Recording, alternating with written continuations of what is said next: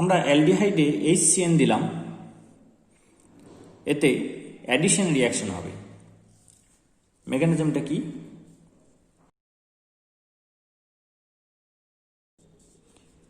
CN মাইনাসটা এখানে attack করলো, পাই বন্ড খুললো, তাহলে এখানে মাইনাস হলো, এইচটা ছিল আগে থেকে, CN হলো।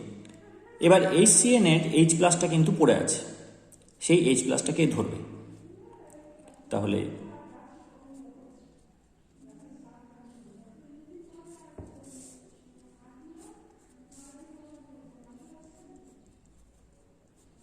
CH3CH OH CN। এবার H3O প্লাস হিট,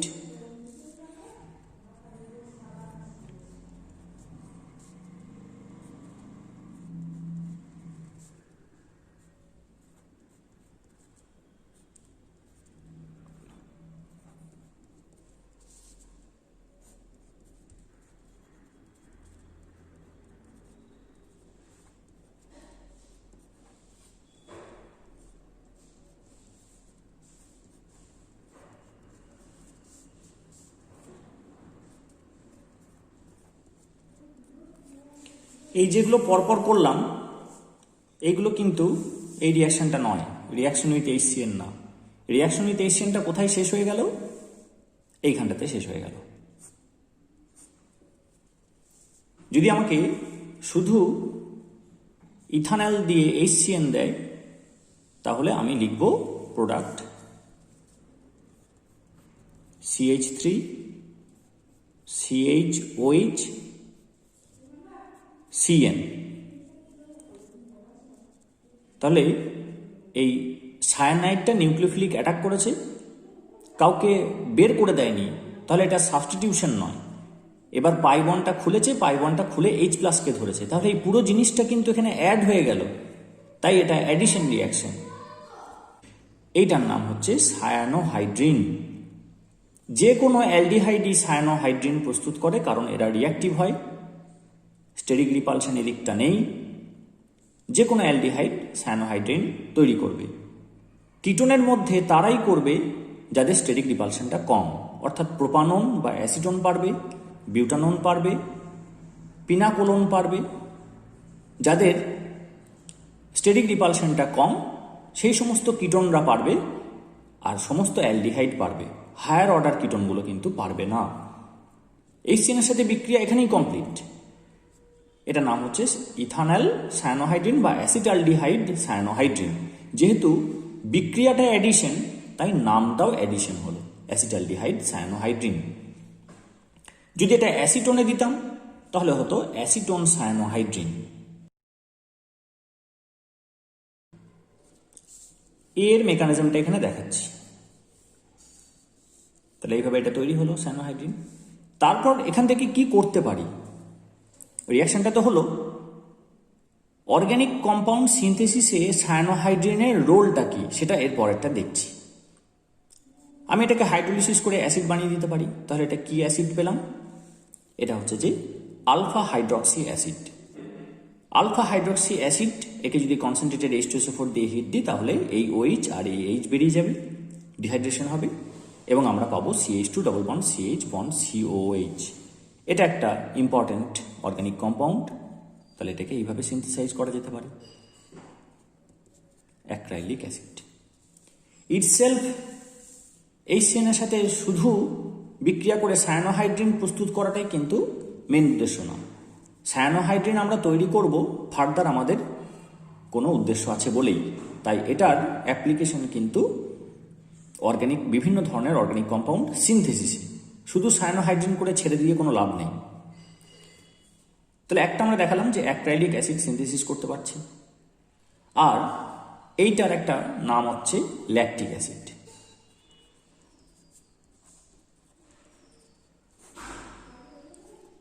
অভ্যেস নেই এরকম পরিশ্রম হঠাৎ করে একটু বেশি পরিমাণে করে দিলে আমাদের শরীরের যে যন্ত্রণা হয় মাসেলে, সেটাই ল্যাকটিক অ্যাসিড জমে যাওয়ার জন্য হয়, CH3 CHOH COOH। এবং এটা কিন্তু কাইরাল সেন্টার, এটা অপটিক্যালি অ্যাক্টিভ কম্পাউন্ড। এবার এটাই যদি আমরা বেঞ্জালডিহাইড থেকে শুরু করি তাহলে এখানে বেঞ্জিন হবে, তাহলে এখানটা কি হবে, এখানে বেঞ্জিন হবে, সেটাও আলফা হাইড্রক্সি অ্যাসিড, তার নাম হবে mandelic acid, C6H5 CHOH COOH, তাহলে ম্যান্ডেলিক অ্যাসিড তৈরি করতে পারি। তারপর এটা চালানো যাবে না, কারণ সেক্ষেত্রে ডিহাইড্রেশন হবে না, কারণ ম্যান্ডেলিক অ্যাসিড যখন তৈরি হবে এটা C6H5, এর সঙ্গে থাকবে CHOH, এটাও অপটিক্যালি অ্যাক্টিভ, এর সাথে COOH। এই কার্বনটাতে কিন্তু আর কোনো হাইড্রোজেন নেই, তাই এই OH আর এই H জল বেরোনোর প্রশ্ন নেই, ফলে এই স্টেপটা ম্যান্ডেলিক অ্যাসিডের ক্ষেত্রে হবে না। তাহলে আমরা ম্যান্ডেলিক অ্যাসিড সিনথেসিস করতে পারি স্টার্টিং ফ্রম বেঞ্জালডিহাইড। বেঞ্জালডিহাইডে HCN দিয়ে হাইড্রোলিসিস করে দিলে ম্যান্ডেলিক অ্যাসিড পাবো। অ্যাক্রাইলিক অ্যাসিড তৈরি করলাম, ল্যাকটিক অ্যাসিড তৈরি করলাম, ম্যান্ডেলিক অ্যাসিড তৈরি করলাম। এবার একটু অন্যরকম দেখি। CH3CHO-তে প্রথমে HCN দিলাম, তাতে সায়ানোহাইড্রিন উৎপন্ন হলো,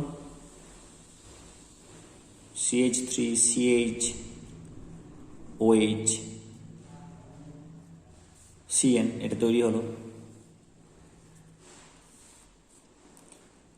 এবার এটাতে দেব অ্যামোনিয়া,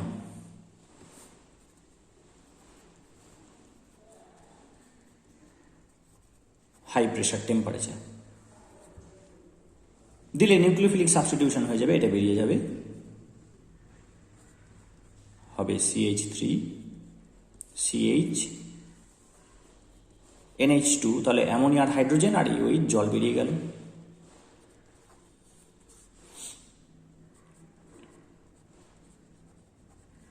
এটা C ট্রিপল বন্ড N আছে, এটাকে হাইড্রোলিসিস করবো এবার।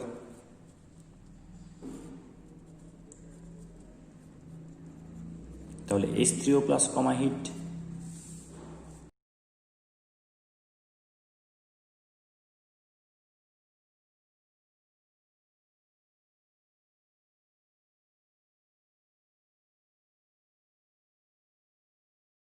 হাইড্রোলিসিস করলে এটা হলো COH। এবার এটা কি, এটা হচ্ছে alanine, alpha amino acid.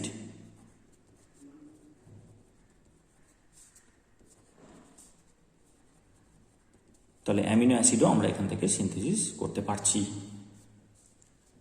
CH3 NH2 CH2 COH, এটা হচ্ছে গ্লাইসিন, আর এই CH2 থেকে একটা যদি হাইড্রোজেন সরিয়ে মিথাইল দেওয়া যায় তাহলে সেটা অ্যালানিন হবে। তাহলে আলফা অ্যামিনো অ্যাসিড সিনথেসিস এখান থেকে করতে পারছি আমরা। এছাড়া ভিসিনাল ডায়ল উৎপন্ন করা যায়, যেমন এই যেটা পেলাম, এখানে যদি আমরা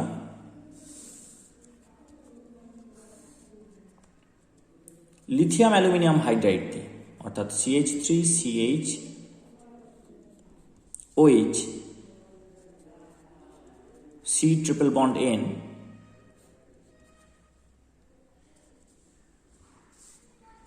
এতে যদি আমরা লিথিয়াম অ্যালুমিনিয়াম হাইড্রাইড দিই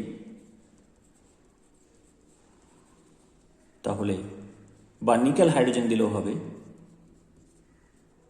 দুটো পাই বন্ড রিডিউস হয়ে এটা হবে CH2NH2, দুটো পাই বন্ড রিডিউস হয়ে এটা হবে CH2NH2। তারপর এখানে আমরা দেবো NaNO2HCl, দিলে HNO2 উৎপন্ন হবে। HNO2 এর সাথে বিক্রিয়া করে ডায়োজোনিয়াম তৈরি করবে, অ্যালিফেটিক ডায়োজোনিয়াম আনস্টেবল বেরিয়ে যাবে, মিডিয়ামের জল অ্যাটাক করবে, OH হয়ে যাবে। তাহলে এটা হবে CH3CH বন্ড CH2, এখানে OH আগে থেকে ছিল, NH2টা ডায়োজোনিয়াম হয়ে বেরিয়ে গেল, মিডিয়ামের জল অ্যাটাক করলো, এখানে OH হলো। তাহলে ভিসিনাল ডায়ল প্রস্তুত করা সম্ভব, অর্থাৎ 1,2 ডায়ল তৈরি হলো। এবার একটা বিষয় হচ্ছে যে HCN পয়জনাস গ্যাস, আর HCN কিন্তু H+ খুব ভালো দেয় না, এটা উইক অ্যাসিড। তাহলে যখন আমি CN- অ্যাটাক করিয়েছিলাম অ্যালডিহাইডে, মেকানিজমটা দেখলে মনে পড়বে, একটু আগেই বললাম, সিএন মাইনাসটা যখন অ্যাটাক করলো সেই সিএন মাইনাসটা এলো থেকে, তাহলে বিক্রিয়ার রেটটা কিন্তু স্লো হবে, সিএন মাইনাস কম পাবো। তাই একটা হচ্ছে পয়জেনাস, আর একটা হচ্ছে যে সিএন মাইনাসের সোর্সটা কমে যাচ্ছে। এই সিএন আছে কিন্তু সিএন মাইনাস নেই, তাই কি করা হয়, HCN ডাইরেক্ট না দিয়ে NaCN আর H2SO4 দেওয়া হয়, যেখানে এটা খানিকটা কম নেওয়া হয়। তাতে উৎপন্ন হবে NaCN আর H2SO4। H2SO4 স্ট্রং অ্যাসিড, এখান থেকে উইক অ্যাসিড HCNকে এক্সট্রাক্ট করবে, রিপ্লেস করে দেবে, প্লাস তৈরি হবে NaHSO4। এটা উৎপন্ন হলো। কিন্তু এটা কম থাকার জন্য কিছুটা NaCN বেঁচে থাকবে, তাহলে HCN থাকলো, মেজর অ্যামাউন্টে পেলাম, আর কিছুটা NaCN পাবো।